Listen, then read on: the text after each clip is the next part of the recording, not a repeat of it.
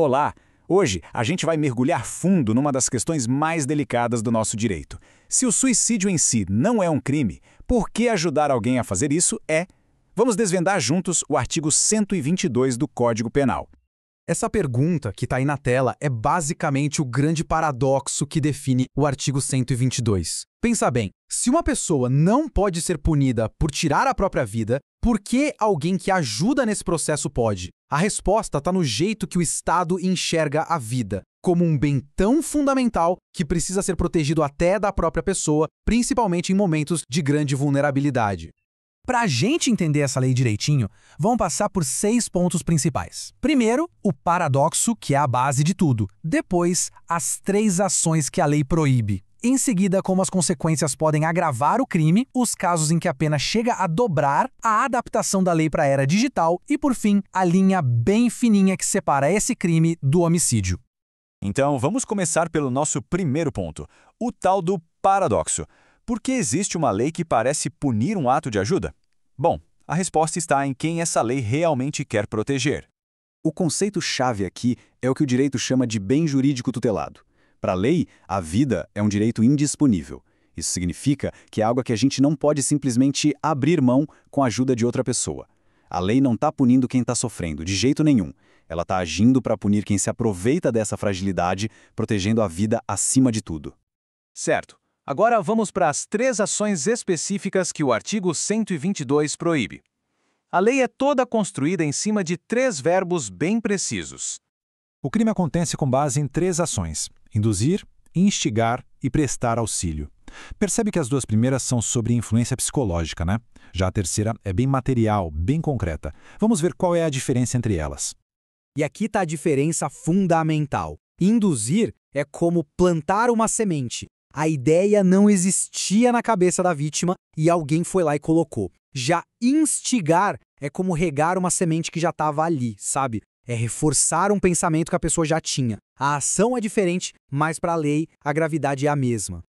E a terceira ação é o auxílio material. Aqui a gente sai do campo das ideias e vai para a prática. É fornecer os meios, os instrumentos, o que for necessário para que o ato aconteça. É ajuda física, de fato, para que a tragédia se concretize. Tá. E o que acontece quando essas ações realmente causam um dano? Aí as penas mudam, e mudam muito, refletindo a gravidade do que aconteceu. Essa tabela mostra bem como a pena aumenta dependendo do resultado.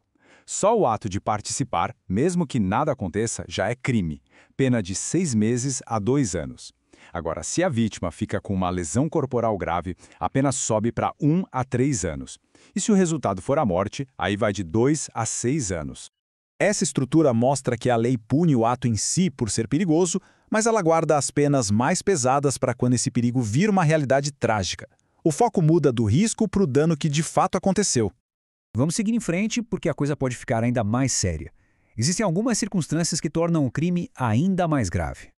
A pena pode ficar ainda mais pesada. Em algumas situações que a lei considera especialmente cruéis, a punição é simplesmente dobrada. A pena dobra em 2 situações principais.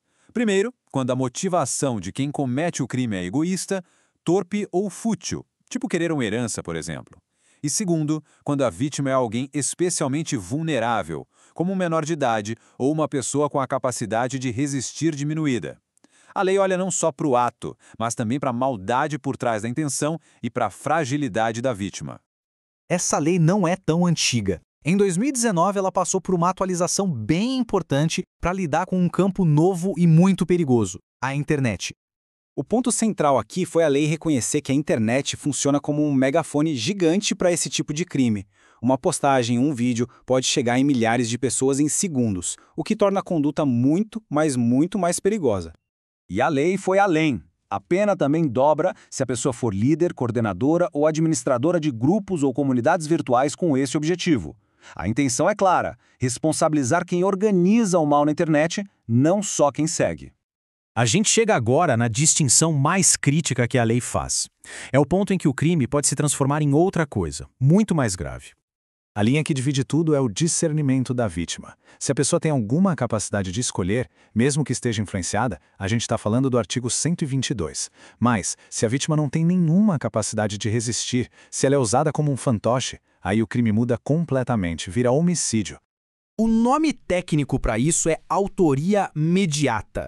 Isso quer dizer que o criminoso é visto como o autor direto do assassinato porque ele usou outra pessoa, sem vontade própria, como se fosse um instrumento. Legalmente falando, é como se a vítima se tornasse a arma na mão do assassino.